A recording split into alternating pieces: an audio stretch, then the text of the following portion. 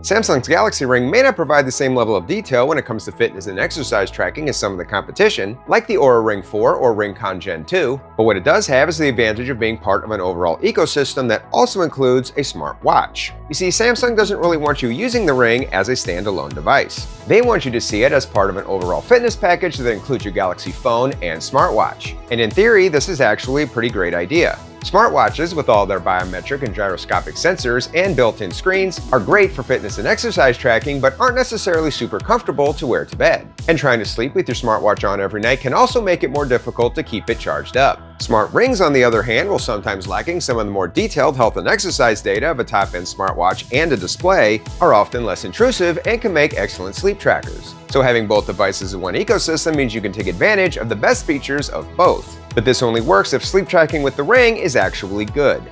A good point there.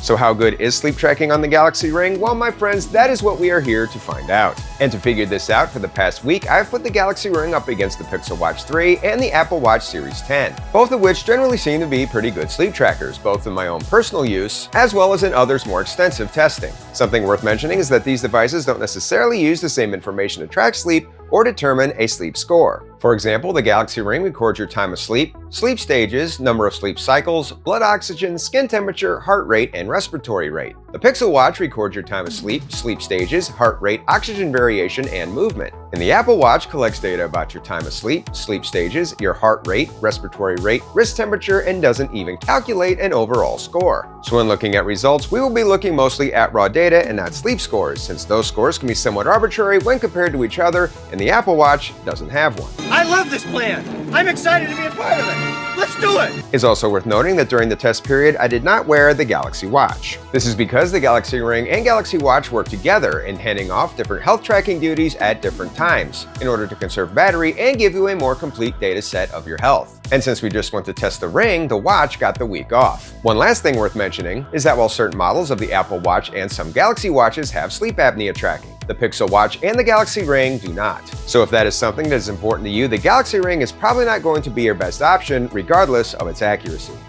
That's fair. Now with all that out of the way, let's look at some results. So when looking at the sleep stage tracking on all three devices, we see that on most days the number of sleep cycles and time at each sleep stage actually sync up pretty well, especially with REM and light sleep, and especially between the Apple Watch and the Ring. But there were a few exceptions, particularly with deep sleep. For example, on day 3, while the Apple Watch and Ring had similar readings for REM and light sleep, deep sleep readings were more similar between the Ring and Pixel Watch. On day 4, it's the Apple Watch that seems to have missed out on some late morning deep sleep tracking, and day 5 showed a different number of deep sleep cycles on all three devices, although admittedly the cycles that were recorded were pretty short. Day 6 saw some extra deep sleep cycles coming from the Ring, and day 7 saw almost completely identical cycles between the Ring and Apple Watch, with the Pixel Watch showing only one and completely different deep sleep cycle. Next, when looking at the other data collected, we will be looking at data that is at least available on 2 of the 3 devices. And the first and perhaps most important piece of data is time of sleep. And here we see the Galaxy Ring usually posted the highest total sleep time number, with the Pixel Watch usually being the lowest, with the Apple Watch in the middle. However, the Ring and Apple Watch readings were usually pretty close, with the Pixel Watch definitely being the outlier, probably due to its much higher awake time measurements. And looking at the wake time measurements, we see, with the exception of day 3, which I'm going to consider an outlier, that once again the Galaxy Ring and Apple Watch provide similar readings, with the Pixel Watch consistently being much higher.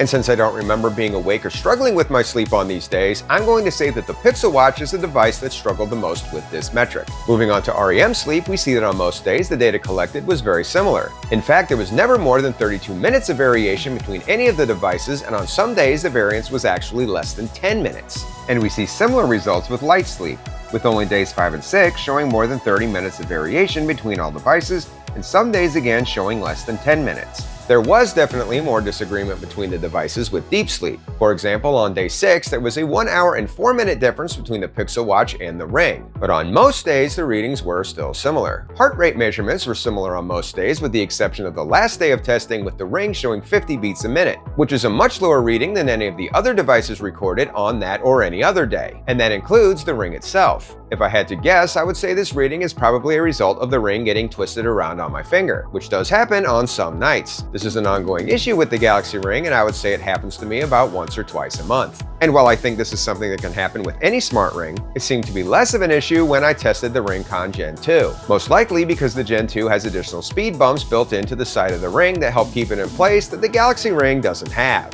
Finally, looking at respiratory rate, which is a metric only available on the Ring and Apple Watch and not the Pixel, we not only got pretty good correlation between both devices, but pretty good consistency from night to night as well.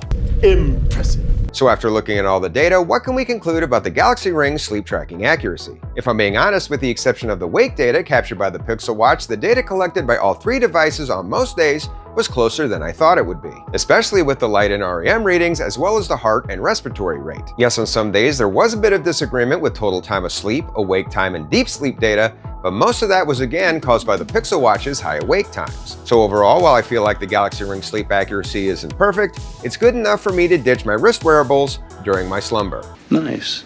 Well, that's all the information I have for one day. If you wind up picking up the Galaxy Ring or have any experience with smart rings in general, please feel free to share those experiences down in the comments. That way we can all continue to learn from each other and make more informed buying decisions.